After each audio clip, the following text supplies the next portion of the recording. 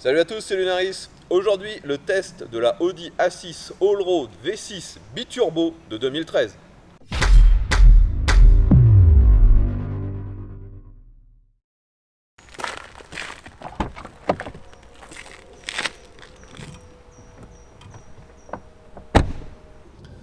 Donc les amis, me voilà parti pour tester cette grosse berline, la Audi A6 Allroad, et en plus avec une motorisation vraiment atypique, vu qu'on est sur un V6 de 3 litres de cylindrée, biturbo et TDI, donc diesel. Franchement, j'ignorais même que cette voiture avait eu une motorisation pareille. On est donc sur une berline qui pèse pas loin de 2 tonnes, et qui développe 313 chevaux. On peut dire que c'est de la voiture familiale rapide. Cette machine m'a bien sûr été prêtée par un de mes abonnés, que je remercie encore d'être venu jusqu'ici afin de me la mettre à disposition. C'était très sympa de sa part. Maintenant, on va essayer de voir un peu quelles sont les finitions et les caractéristiques de cette Allroad. Et aussi, on va voir ce que ça donne au niveau des performances.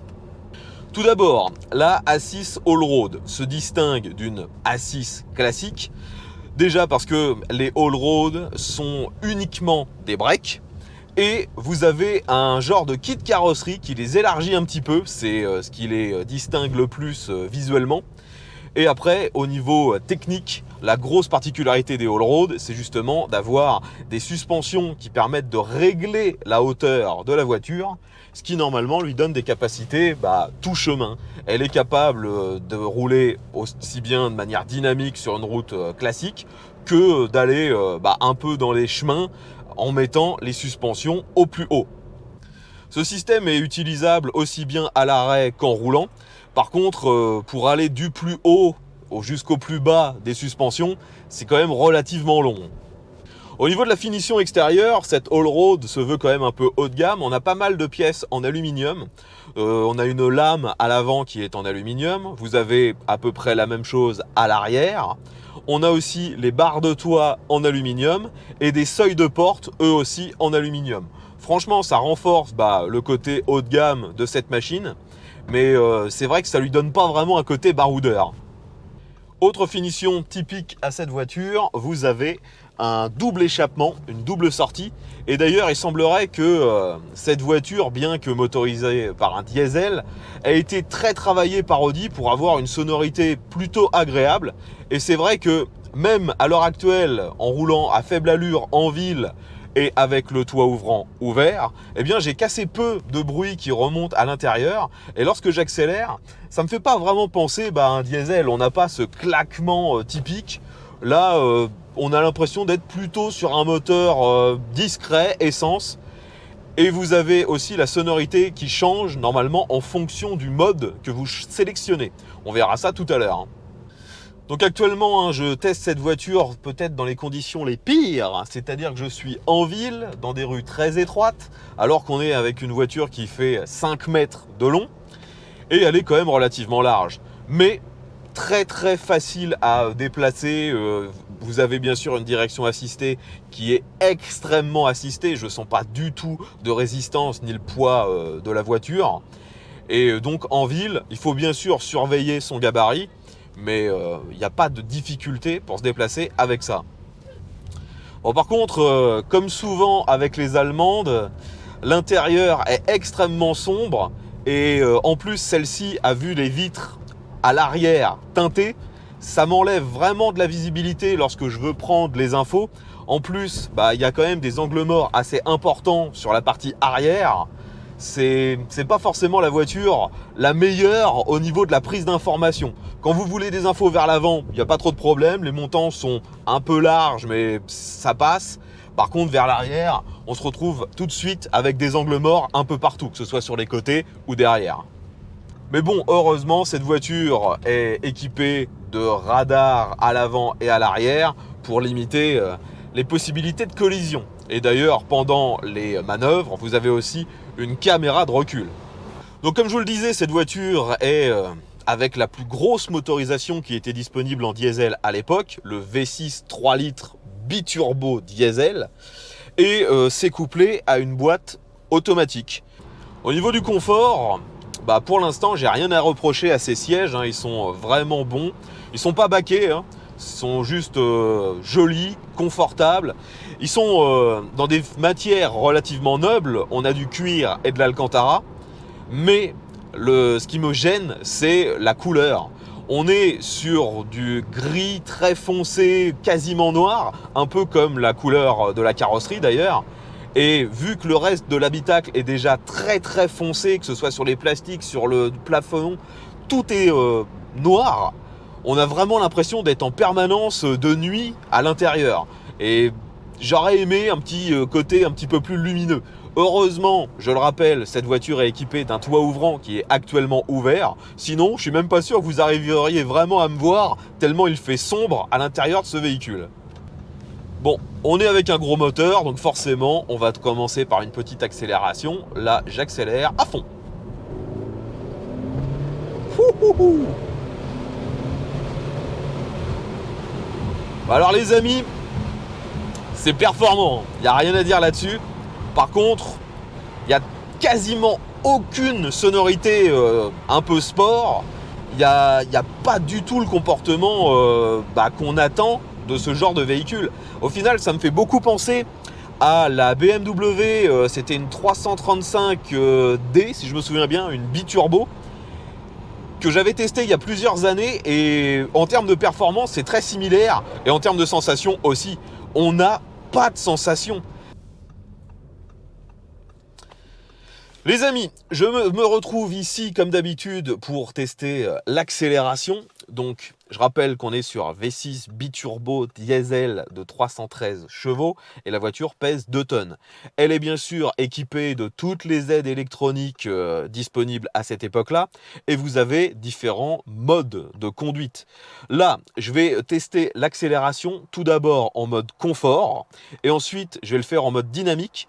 Le mode dynamique devrait rabaisser un petit peu les suspensions, mettre la boîte de vitesse en dynamique, donc la rendre un peu plus réactive, et on va voir si ça joue réellement sur le temps, sur le 0 à 100. Vu qu'on est avec une boîte automatisée, forcément, on ne pourra pas mettre ma capacité à passer les vitesses en doute. Donc premier test en mode confort, c'est parti! Donc vous voyez qu'il y a quand même pas mal de temps avant que le véhicule se mette en route. Et après ça part et on est à 100. Maintenant je teste le freinage et ça freine plutôt bien. On a sur ce véhicule des freins qui sont vraiment avec des dimensions énormes. En même temps il faut arrêter les 2 tonnes du véhicule. Et surtout quand on regarde les disques à l'arrière, ils sont vraiment gigantesques. On n'est pas habitué à voir ça sur une voiture on va dire standard. Donc vous pouvez constater également qu'à chaque fois que je m'arrête, le moteur s'arrête tout simplement parce que la voiture est équipée du stop and start.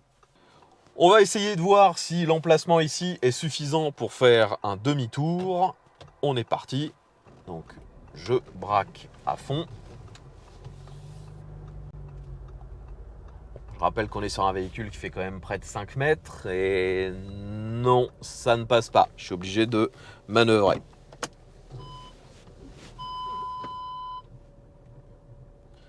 Bon, la caméra de recul fonctionne bien.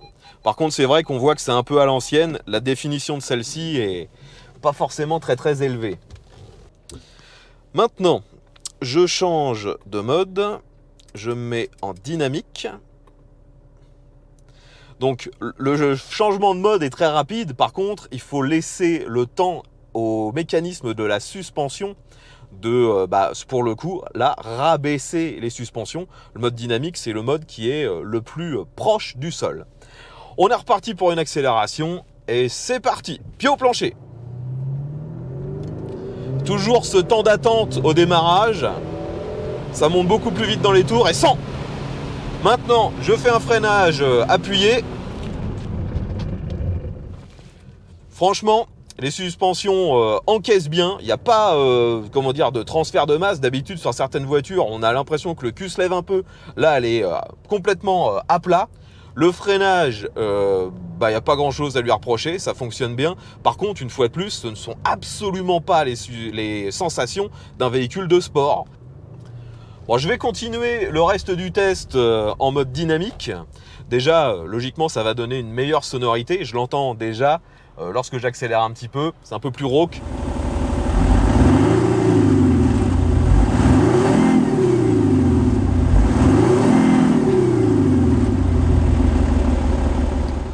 Alors j'ai oublié de le préciser, mais cette boîte automatique est à 7 rapports.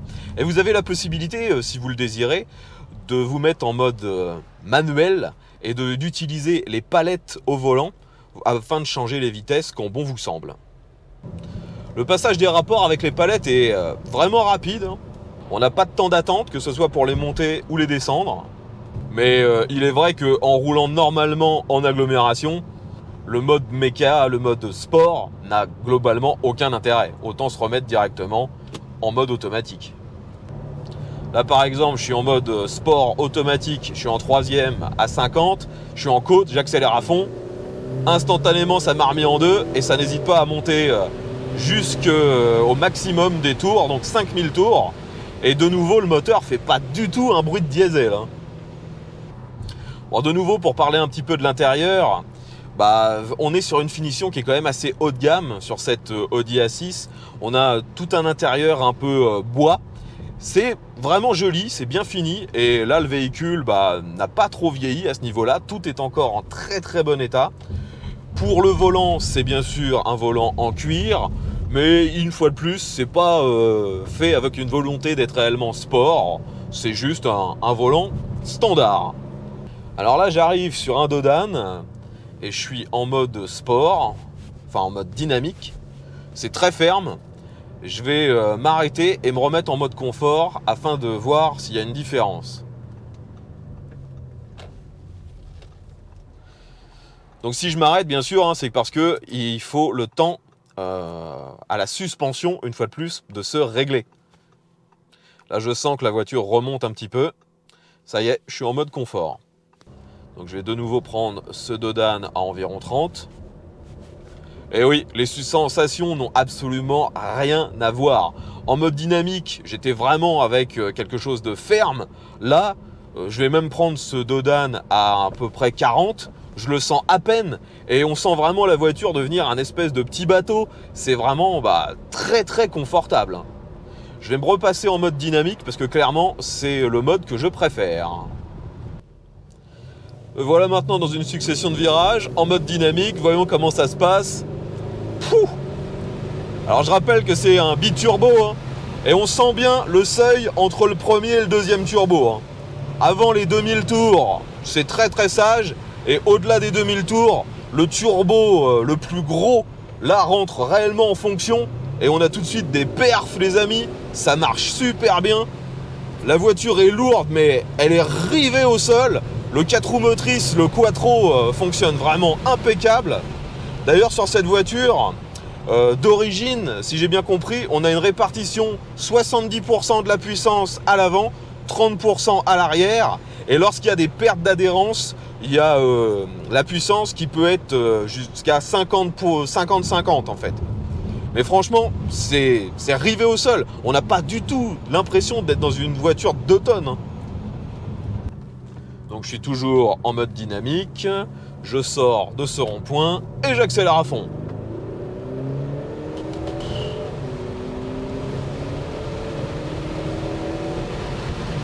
Ouais, ça marche, il n'y a rien à dire. Les performances sont bien là. Bon, c'est une voiture de 2013, donc forcément il y a quand même pas mal d'informatique, pas mal de logiciels un peu partout. Sur cette machine, vous avez tout d'abord un écran qui est directement dans le compteur. Le compteur, sinon, lui, est relativement classique. Vous avez bien sûr le contour et votre vitesse et les différentes jauges. C'est d'ailleurs plutôt joli, ça n'a pas trop vieilli. Le style est toujours très contemporain. Et au milieu de celui-ci, un écran qui vous indique votre vitesse. Vous pouvez avoir un rappel du GPS. Vous pouvez aussi utiliser des menus liés à votre téléphone. Enfin, globalement, il y a toutes les infos je dirais que vous avez le besoin le plus souvent. Et au milieu trône cet écran qui est basculant. Vous avez un bouton si nécessaire pour le re-rentrer dans la carrosserie, enfin dans le tableau de bord. Et avec cet écran, vous pouvez avoir bien sûr la navigation, de nouveau tous les paramètres de tout ce qui gère la radio, le multimédia et les différents modes, ce que j'utilise depuis tout à l'heure. L'écran n'a pas trop vieilli, celui-là, il garde une définition qui est assez bonne. C'est, une fois de plus, encore assez contemporain. D'ailleurs, la seule chose qui montre que c'est une technologie qui est quand même maintenant un petit peu ancienne, c'est que l'écran n'est pas tactile. Si vous voulez naviguer dans les différents menus et les paramètres, vous avez une molette qui est sur la console centrale et vous avez aussi un genre de pavé tactile qui vous permet d'inscrire des lettres. Il y a une reconnaissance de l'orthographe qui vous permet d'inscrire une adresse, par exemple, pour le GPS. Alors je monte sur l'autoroute, forcément, avec la patate de ce truc, on se retrouve aux vitesses légales. On n'a même pas le temps de le dire en fait. On se retrouve même bloqué derrière les autres, tellement ça accélère fort. Là, on va dépasser ce camping-car. Actuellement, donc, je suis à environ 130 sur l'autoroute.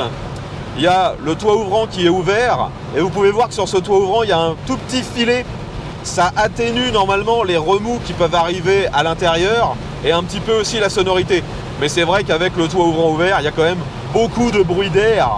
On n'est pas du tout avec le côté complètement insonorisé qu'on aurait avec le toit ouvrant fermé.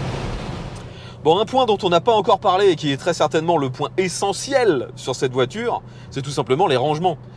Ceux qui désirent ce genre de véhicule, un gros break, c'est justement pour pouvoir avoir plein de place. Et vu que c'est une A6 break, forcément de la place, il y en a. On a un système d'ailleurs d'ouverture automatisé pour le coffre à l'arrière, enfin je dis le coffre pour le haillon. Et ça s'ouvre et ça se ferme avec la télécommande très facilement. On arrive sur un coffre qui est assez gigantesque et est très bien pensé. On a un système de rails qui permet de mettre des accessoires afin de délimiter différentes zones si vous avez des choses à mettre dans le coffre qui ne doivent pas se balader. Vous avez des petits rangements sur les côtés. Vous avez aussi de quoi brancher des dispositifs électriques en 12 volts. On a aussi sous le plancher un emplacement pour une roue de secours. Et si jamais cette place n'est pas suffisante pour vous, vous pouvez rabattre les sièges extrêmement facilement via 2 manettes. Et là, vous avez un fond plat qui fait quasiment toute la voiture. Franchement, on a une place énorme. Après, à l'intérieur, les rangements sont relativement classiques. Vous avez bien sûr des grands rangements dans les portes. Vous avez une boîte à gants. Vous avez des rangements dans la console centrale. Franchement, c'est assez standard. À l'arrière, le confort est très bon. D'ailleurs, je suis monté derrière. Je vous donne mes impressions en direct. Donc forcément, on est dans une grosse berline. Donc à l'arrière, on est très bien logé. On a de la place, vous le voyez, pour les jambes. J'ai aucune difficulté avec la garde au toit. Moi qui mesure 1m70, j'ai au moins 10 cm facile avant de toucher le plafond. Les sièges sont de bonne qualité. On a exactement la même finition qu'à l'avant, c'est-à-dire au milieu de l'Alcantara et le reste, c'est en cuir. Plutôt confortable. Et surtout, à l'arrière, le point fort, c'est qu'on a beaucoup de rangements. Vous en avez juste devant vous dans des petits filets. Vous avez au milieu une console centrale qui se prolonge avec la gestion des aérations pour les passagers à l'arrière, un petit rangement et même la possibilité en dessous d'avoir une alimentation électrique pour vos dispositifs. Donc tout ça, c'est très bien pensé. Et la finition du véhicule se poursuit à l'arrière avec également des panneaux en bois. Et vous retrouvez les mêmes rangements dans les portes qu'à l'avant. Donc franchement, on est très bien à l'arrière, il n'y a aucun problème. Donc maintenant qu'on a vu que en termes dynamiques, il n'y a pas grand chose à reprocher à cette voiture, elle est capable, je vous l'ai déjà dit plusieurs fois, d'être parfaitement confortable, d'être aussi assez dynamique. Le terme sport n'est pas adapté à cette voiture, elle est dynamique. Et la très grosse surprise de cette voiture, c'est que bien qu'elle ait une grosse cylindrée, un biturbo, beaucoup de performance, eh bien la consommation est relativement faible. Audi annonce 5,9 litres au 100. Et je pense qu'ils sont quand même un peu en dessous de la réalité. Il est très certainement possible de descendre à 5,9 litres, mais alors c'est que vous êtes en mode efficiency, donc ça doit être le mode économique en permanence et vous roulez très cool. Si vous roulez de manière un peu dynamique, et en même temps le véhicule est fait pour ça, vous aurez une consommation qui est entre 7 et 9 litres. Tout dépend bien sûr de ce que vous demandez à la voiture. Mais il faut être honnête, déjà 8 litres au 100 pour un véhicule de 2 tonnes et plus de 300 chevaux, c'est très très faible. Donc finalement, pour résumer cette voiture, on pourrait dire qu'elle est bonne à tout faire. Vous voulez de l'espace pour transporter des choses ou des passagers, il y a ce qu'il vous faut. Vous voulez que ce soit très confortable parce que vous avez des personnes qui sont sensibles au confort, c'est faisable. Vous voulez à l'inverse taper une petite bourre, faire une grosse accélération, un dépassement facilement, c'est parfaitement faisable aussi. Elle est capable de tout faire cette voiture. Après, le gros inconvénient de celle-ci, c'est que elle est bonne partout, sauf dans un point, le tarif. Cette voiture a été vendue en 2013 environ 70 000 €. Et ça décote extrêmement vite. Celle-ci, donc elle a maintenant 8 ans, elle ne cote déjà plus qu'environ 20 000 €. Autre point à surveiller, bien sûr, les coûts d'entretien. Il y a beaucoup de technologie sur cette machine, c'est une machine lourde. Et si vous faites l'entretien chez Audi, forcément, ça va être très coûteux. Enfin voilà les amis, je pense avoir fait le tour des caractéristiques de cette A6 Allroad 3 litres biturbo TDI. Si vous avez des questions, n'hésitez pas à mettre ça dans les commentaires. Si vous possédez ou si vous avez possédé cette voiture, dites-nous pourquoi vous aviez choisi ce modèle. Est-ce que vous avez rencontré des difficultés, des pannes? Est-ce qu'il y a des options qui vous semblaient vraiment pertinentes sur ce véhicule? Ce sera intéressant d'avoir votre retour d'expérience. Je tiens une fois de plus à remercier l'abonné qui m'a prêté cette voiture, c'était très sympa de sa part et ça me permet de repréciser que je ne teste pas que des motos, je teste aussi les voitures et peu importe le type de voiture. Si comme lui vous désirez que je teste un de vos véhicules, contactez-moi, tous les moyens de le faire sont dans la description. Je rappelle que mon lieu de tournage se situe en Normandie, près de Rouen. Si vous avez apprécié ce test, pensez à mettre un petit pouce vers le haut, partagez la vidéo sur les réseaux sociaux. Abonnez-vous si le contenu vous intéresse, vu que je sors ce genre de test assez régulièrement. Merci encore d'avoir regardé ce test jusqu'au bout. Je vous dis maintenant à bientôt et surtout, ve à tous!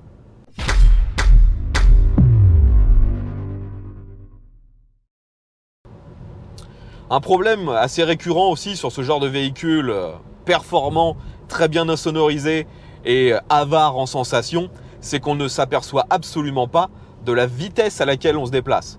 Et il faut vraiment rester les yeux rivés sur le compteur pour ne pas se faire surprendre et pas se retrouver largement au-delà des limites.